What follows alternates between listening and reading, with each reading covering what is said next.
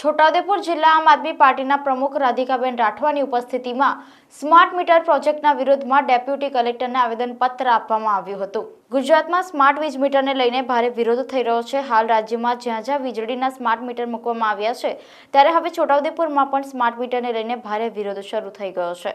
રાજ્યભરના વિવિધ શહેરોમાં આવા સ્માર્ટ વીજ મીટર લગાવવાનું વીજ નિગમ દ્વારા શરૂ કરાયું છે। આવા સ્માર્ટ વીજ મીટરમાં વીજ બિલ 3 ગણું આવતું હોવાના આક્ષેપો સાથે સ્થાનિક વીજ મીટર ધારકો દ્વારા વિરોધ શરૂ થયો છે। છોટાઉદેપુર જિલ્લા આમ આદમી પાર્ટીના પ્રમુખ રાધિકાબેન રાઠવાની ઉપસ્થિતિમાં સ્માર્ટ મીટર પ્રોજેક્ટના વિરોધમાં છોટાઉદેપુર જિલ્લા સેવા સદન ખાતે ડેપ્યુટી કલેક્ટરને આવેદનપત્ર આપવામાં આવ્યું હતું અને તેઓએ જણાવ્યું હતું કે દિલ્હી અને પંજાબની જેમ ગુજરાતમાં પણ માસિક 300 યુનિટ વીજળી મફત આપવા માંગણી કરી હતી અને આ પ્રોજેક્ટ ગરીબો માટે નુકસાનદાયક છે તથા ડેપ્યુટી કલેક્ટરને આવેદનપત્ર આપી સ્માર્ટ મીટર પ્રોજેક્ટ રદ કરવા માંગ કરી હતી।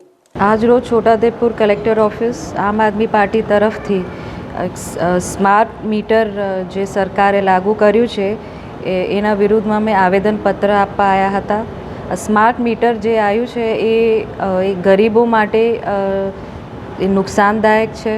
અમે એ પણ રજૂઆત કરવા માંગીએ છીએ કે દિલ્હીમાં જેવી રીતે 300 મીટર ફ્રી વીજળી આપે છે, એવી રીતે ગુજરાતમાં પણ 300 યુનિટ વીજળી આપે।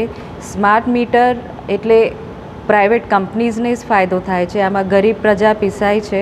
જેવી રીતે યુનિટ્સ અને જેટલા લાખો રૂપિયા હમણાં આપણે જોયું કે એમને જે બિલ આવ્યું છે એ ગરીબ જનતા ક્યારથી ભરશે?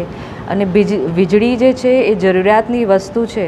ફોન જેમ તમે એને રિચાર્જ કરાવો, ફોન આજે ચાલે ના ચાલે, નેટવર્ક આવે ના આવે થાય છે, પણ વીજળી તો જરૂરિયાતની વસ્તુ છે, તે દિવસે અને રાતે જરૂરી છે। જેમને ના ફાવે ને તાત્કાલિક વીજળી પતી જાય તો એ ગરીબ માણસ કે એમરજન્સીમાં એ જનતા કે પ્રજા શું કરશે?